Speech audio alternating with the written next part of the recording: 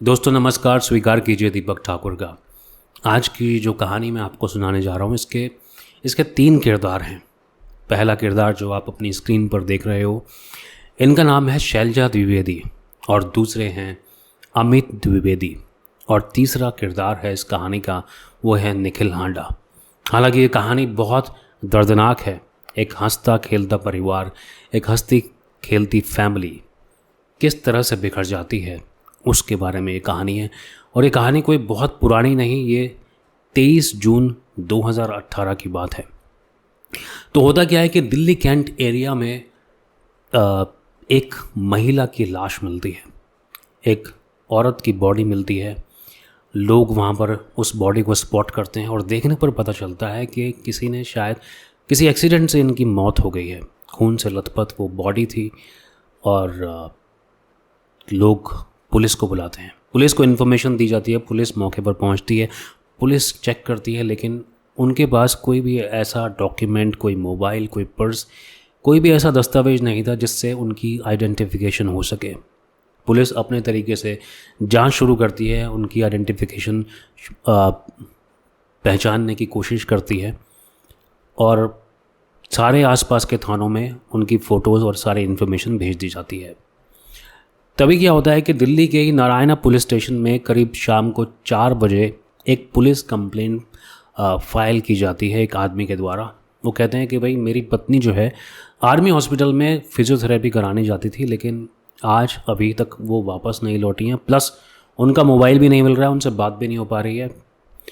अब जो टीम उस बॉडी के पास पहुंची थी, पुलिस की टीम, उस टीम को ये इन्फॉर्मेशन मिलती है कि भाई नारायणा पुलिस स्टेशन में किसी बंदे ने कंप्लेंट दर्ज कराई है। तो वहाँ पर वो उस आदमी को बुलाया जाता है पहचान के लिए, और जब वो पहचान होती है तो पता चलता है कि जो बॉडी है वो उनकी पत्नी की ही है। अब जो औरत की जो मौत हुई थी, जो कि पहले अटेम्प्ट पे एक्सीडेंट लग रहा था, वो मौत जिन औरत की हुई थी उनका नाम था शैलजा द्विवेदी, जो कि आर्मी मेजर अमित द्विवेदी की पत्नी थी। पहले तो ये एक एक्सीडेंट लगता है क्योंकि टायर के निशान थे। टायर यानी कि गाड़ी ऐसा लग रहा था शरीर के ऊपर चढ़ गई हो, इवन फेस के ऊपर भी चढ़ गई हो, इस तरह के ये एक्सीडेंट लगता है। लेकिन जब पुलिस उस चीज़ को, जब फॉरेंसिक टीम उसको थोड़ा गौर से देखती है तो पता चलता है कि गले पर कुछ कटे हुए के निशान भी हैं। और ये उसके बाद बात पता चलती है कि ये भैया ये एक्सीडेंट नहीं है, ये तो एक मर्डर है, ये तो एक खून है। अब पुलिस अपना काम करती है तो पहला जो शक जाता है, पुलिस को लगता है कि शायद अमित द्विवेदी, उनके पति, शायद इस चीज़ में शामिल है। लेकिन जैसे जैसे जांच आगे बढ़ती है, जैसे जैसे पुलिस इन्वेस्टिगेशन को आगे प्रोसीड करती है, आगे बढ़ाती है, पता चलता है कि इस कहानी में एक किरदार और है जिनका नाम है निखिल हांडा। वो शायद इस कत्ल में इन्वॉल्व हो सकते हैं। जब अमित द्विवेदी सारी इन्फॉर्मेशन पुलिस को देते हैं तब निखिल के बारे में बहुत सारी इन्फॉर्मेशन पता चलती है। अब इस केस में आगे बढ़ने से पहले चलते हैं 3-4 साल पीछे। जैसा कि मैंने बताया कि अमित द्विवेदी जो हैं, उनकी जो जॉब थी वो इंडियन आर्मी में थी, वो मेजर हैं, तो उनकी पोस्टिंग नागालैंड में होती है। इनकी जो पत्नी है शैलजा द्विवेदी, ये एक बहुत ही हंसमुख, एक बहुत ही सोशल पर्सनैलिटी थी। काफ़ी ज़्यादा पढ़ी लिखी थी, इन्होंने मास्टर्स किया था, किसी कॉलेज में भी इन्होंने 5 साल तक पढ़ाया। उसके अलावा ये किसी एनजीओ से भी जुड़ी थी, कुछ सोशल काम भी करती थी और फेसबुक और सोशल मीडिया पर काफ़ी एक्टिव रहती थी। काफ़ी ज़्यादा पोस्ट डालती थी, अपनी फैमिली को के फ़ोटोज़ डालती थी, और जो भी इनके फ़ोटोज़ देखता था हर एक कोई यही महसूस करेगा, हर एक कोई उनके बारे में यही जानेगा पहली बार में कि एक अच्छी खासी फैमिली है, एक अच्छी खासी लाइफ है, एक अच्छी खासी ज़िंदगी है, एक बहुत ही अच्छे परिवार से, और सब कुछ एक जिस तरह की एक हैप्पी फैमिली होती है, एक हैप्पी गो फैमिली होती है, उस तरह की फैमिली है। तो होता क्या है कि निखिल हांडा जो है वो भी क्योंकि आर्मी में थे, उनकी दोस्ती होती है अमित द्विवेदी से, यानी कि शैलजा के पति से। उसके बाद वो जब घर आते हैं, इनके पार्टियां वगैरह नॉर्मली होती रहती है, गेट टुगेदर होता है, तो एक गेट टुगेदर में वो शैलजा से उनकी मुलाकात होती है। अब बात धीरे धीरे करके इन दोनों के बीच में बातचीत होना शुरू होती है फ़ोन पर, और धीरे धीरे ये सारे मीडिया में, ये सारे न्यूज़पेपर्स में ये खबर है कि धीरे धीरे करके उनमें बातचीत शुरू होना स्टार्ट हो जाती है। फ़ोन पर बातचीत होती है, और बातचीत होते होते देन उनकी आपस में वीडियो कॉलिंग्स भी होने लग जाती है। अब होता क्या है कि इसी दौरान जब एक वीडियो कॉल हो रही थी तो उस वीडियो कॉल को उनके पति अमित द्विवेदी देख लेते हैं। उनको बड़ा बुरा लगता है। वो अपनी पत्नी शैलजा को समझाते हैं कि उन्हें इस तरह नहीं करना चाहिए, और शैलजा को भी शायद अपनी गलती का एहसास होता है और उन्हें लगता है कि नहीं। सो वो वहाँ पर वीडियो कॉलिंग होना बंद हो जाती है, और निखिल हांडा और शैलजा के बीच में बातचीत होना उसके बाद बंद हो गया कुछ महीनों तक। लेकिन फिर दोबारा से क्या हुआ कि किसी बहाने से या किसी भी तरीके से निखिल ने एक बार फिर शैलजा से कांटेक्ट किया, उसे कन्विंस किया, और दोबारा इन दोनों में बात होना शुरू हो गया। उसके बाद क्या हुआ कि अमित द्विवेदी का दिल्ली में ट्रांसफ़र हो गया। अब वो नागालैंड से दिल्ली आ गए। वो दिल्ली में आकर रहने लगे अपनी पत्नी के साथ। इसी बीच शैलजा का एक छोटा सा एक्सीडेंट हो गया, जिसकी फिजियोथेरेपी कराने के लिए उन्हें आर्मी के हॉस्पिटल में जाना पड़ता था। आर्मी के हॉस्पिटल में उनको जाना पड़ता था, वहाँ पर वो अपना इलाज करा रही थी दिल्ली में। अब इस मोमेंट पे यानी कि 23 जून 2018 को एज ऑन डेट शैलजा और निखिल के बीच में बहुत ज़्यादा बातचीत नहीं हो रही थी। अब 23 जून 2018 को जब शैलजा इलाज कराने यानी कि फिजियोथेरेपी कराने हॉस्पिटल में आती है, इस बात की खबर निखिल को भी रहती है कि भाई वो दिल्ली चली गई है। अब वो क्या करता है कि दिल्ली आकर अपने बेटे का ज़बरदस्ती हॉस्पिटल में एडमिशन कराता है, ज़बरदस्ती एडमिट करा देता है किसी बीमारी का बहाना बनाकर, ताकि वो शैलजा से मिल सके, क्योंकि दोनों के बीच में फ़ोन पर बातचीत नहीं हो रही थी। तो वो अपने बेटे को एडमिट कराता है ताकि वो शैलजा से मिल सके। फिर दोबारा कुछ बातचीत होती है। अब जिस दिन ये कत्ल हुआ, जिस दिन इनकी ये वारदात हुई, जिस दिन ये पूरा एपिसोड हुआ, उस दिन शैलजा हॉस्पिटल तो आई थी, लेकिन वो शैलजा हॉस्पिटल नहीं पहुंची।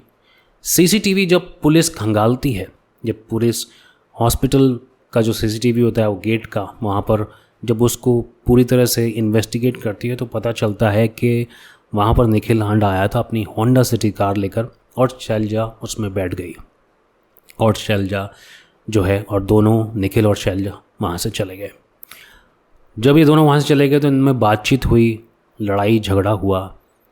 अब जब निखिल ने अपना स्टेटमेंट दिया, जब निखिल को पुलिस ने पकड़ा, तब उसने बताया कि उन दोनों के बीच में कुछ बातचीत हुई, और निखिल शैलजा को इस चीज़ के लिए फोर्स कर रहा था कि वो उससे शादी कर ले, यानी कि शैलजा अपने पति अमित द्विवेदी को छोड़कर निखिल हांडा से शादी कर ले।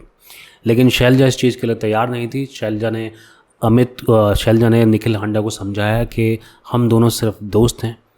अब इस बात पर निखिल हांडा को गुस्सा आ गया। उसने बोला, अगर तुम मेरी नहीं हुई तो मैं तुम्हें किसी और को भी नहीं होने दूंगा, और उसने चाकू से शैलजा के गले पर और कंधे पर वार करने शुरू कर दिए। शैलजा की गाड़ी में ही मौत हो गई। उसके बाद निखिल शैलजा को गाड़ी में लेकर घूमता रहा कि इसकी लाश को कैसे ठिकाना लगाया जाए। उसके बाद उसके दिमाग में पता नहीं क्या है, उसने उसको सड़क पर फेंक दिया और उसके ऊपर गाड़ी चढ़ा दी। ये प्रेजेंट करने के लिए, ये दिखाने के लिए, और ये स्क्रिप्ट करने के लिए, या ये पूरा एक तरह से इस तरीके को प्रेजेंट करने के लिए, इस पूरे एपिसोड को इस तरह से प्रेजेंट करने के लिए कि ये एक एक्सीडेंट था। उसके बाद वो घर पर आ गया। घर पर आकर वो बहुत डरा हुआ था।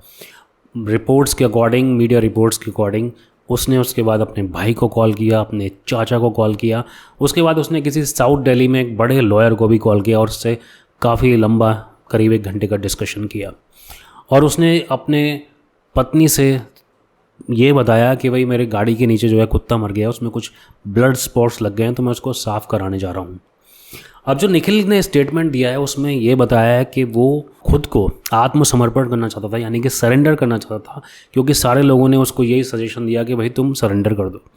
तब उसने सोचा कि मैं जो सरेंडर करूँगा वो मेरठ में जाकर, जहाँ पर आर्मी में ही सरेंडर करूँगा, तो वहाँ पर शायद उसे कुछ दिन की मोहलत मिल जाएगी। अब इस इरादे से वो मेरठ की तरफ चल दिया।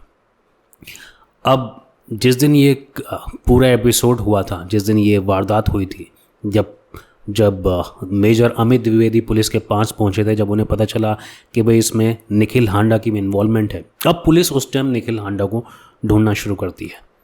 हर जगह निखिल हांडा के बारे में इन्फॉर्मेशन दी जाती है। और निखिल हांडा जब मेरठ की तरफ जा रहा था तो वहाँ पर वो एक जगह रास्ता भटक जाता है। जब वो रास्ता भटक जाता है, एक यू टर्न लेता है और जिसकी वजह से उसे टोल नाके से होकर गुजरना पड़ता है। अब वहाँ पर उसकी फ़ोटो खिंच जाती है उस गाड़ी की। तो वहाँ पर जब फ़ोटो खिंच जाती है तो पुलिस के पास इन्फॉर्मेशन पहुँच जाती है कि भैया ये आदमी तो यहाँ पर है। अब पुलिस, दिल्ली पुलिस एकदम मुस्तैदी से निखिल हांडा तक पहुँच जाती है, उसको गिरफ्तार कर लेती है और उसको पकड़ लेती है। निखिल हांडा उसके बाद खुलासा करता है। निखिल हांडा की स्टेटमेंट रिकॉर्ड की जाती है। निखिल हांडा की पूरे के पूरे फ़ोन कॉल्स और फ़ोन डिटेल्स सारी चीज़ें चेक की जाती है। जब पुलिस निखिल का फ़ोन अपने कब्ज़े में लेती है तो पता चलता है कि निखिल हांडा जो है, फेसबुक प्रोफाइल उसने एक और आईडी से भी बना रखा था, एक फ़ेक आईडी से, जिससे वो और लोगों से और लड़कियों से भी बातें करता था शैलजा के अलावा। और शैलजा से बहुत ज़्यादा अटैचमेंट हो गया था उसको। और जिस दिन ये वारदात हुई, जिस दिन वो गाड़ी में शैलजा के साथ था, उसने उसी टाइम अपनी पत्नी को भी फ़ोन किया ये बताने के लिए कि मैं अब तुमको तलाक दे रहा हूँ और मैं दूसरी शादी करूँगा। वो शैलजा द्विवेदी को ये दिखाना चाह रहा था कि देखो मेरी शादी में मेरे वाइफ के साथ मेरा बहुत ज़्यादा लड़ाई झगड़ा है, बहुत ज़्यादा हम दोनों के बीच सब कुछ अच्छा नहीं चल रहा है, मैं अपनी पत्नी को छोड़ रहा हूँ और तुम भी अपने पति को छोड़ो। लेकिन शैलजा इसके लिए तैयार नहीं थी। और जब निखिल को ये बात पता चलती है, निखिल को ये एहसास होता है कि शैलजा उसकी नहीं होने वाली, तो उसने उसका कत्ल कर दिया। लेकिन कुछ रिपोर्ट्स में ये भी बताया गया है कि जो निखिल हांडा है, ये जो उसने पूरी जो घटना को अंजाम दिया, ये प्री मेडिटेटेड टास्क था। मतलब कि वो पहले से ही इस चीज़ के लिए तैयार था। ऐसा नहीं कि उसने गुस्से में आकर या उस टाइम आवेश में आकर या जोश में आकर या आक्रोश में आकर उस टाइम ये काम किया हो। ये काम वो शायद करने ही आया था, लेकिन पकड़ा गया। क्यों पकड़ा गया? क्योंकि इस तरह की हरकतों का, इस तरह के कारनामों का अंजाम अक्सर यही होता है। श्री कृष्ण ने भागवत गीता में कहा है कि काम, क्रोध और लोभ मोह से हमेशा बचना चाहिए। और ये सिर्फ भगवत गीता या हिंदू धर्म की बात नहीं, बल्कि सभी धर्म में, यानी कि इस्लाम में, क्रिश्चियनिटी में, सिखिज़्म में, हर धर्म में ये बात अपने अपने तरीके से कही गई है। कोई भी आदमी अगर किसी भी तरह से बहुत ज़्यादा अटैच हो जाए, फॉर एग्ज़ाम्पल अगर कोई टीचर है, अगर वो किसी बच्चे से बहुत ज़्यादा अटैच हो जाए तो वो उस बच्चे को हो सकता है ज़्यादा अटेंशन दे, उसको ज़्यादा नंबर दे, उसको ज़्यादा मार्क्स दे। और ये बात दूसरे बच्चों के लिए, क्लास में पढ़ने वाले बच्चों के लिए अच्छी नहीं होगी।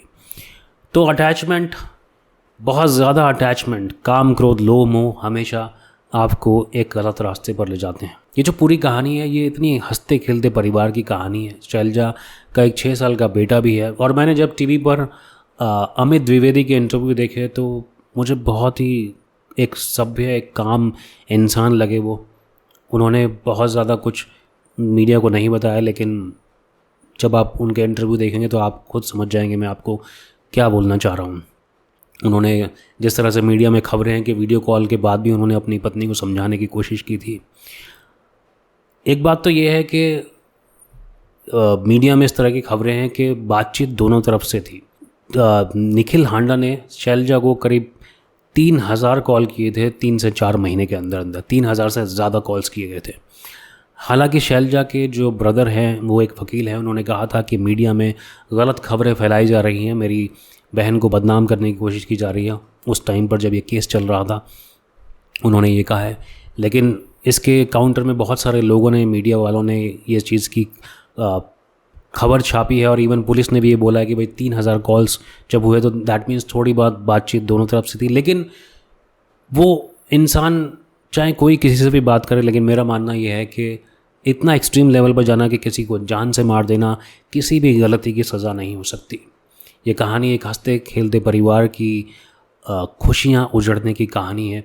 एक बहुत ही पढ़ी लिखी लड़की और एक अच्छे ओहदे पर काम करने वाले मेजर निखिल हांडा किस तरह से ज़िंदगियाँ बर्बाद होती हैं, ये कहानी में आप देख सकते हैं। ये थी शैलजा द्विवेदी की कहानी, और कहानियाँ सुनने के लिए हमारे चैनल स्टोरी बाबा को अभी सब्सक्राइब करें। जय हिंद।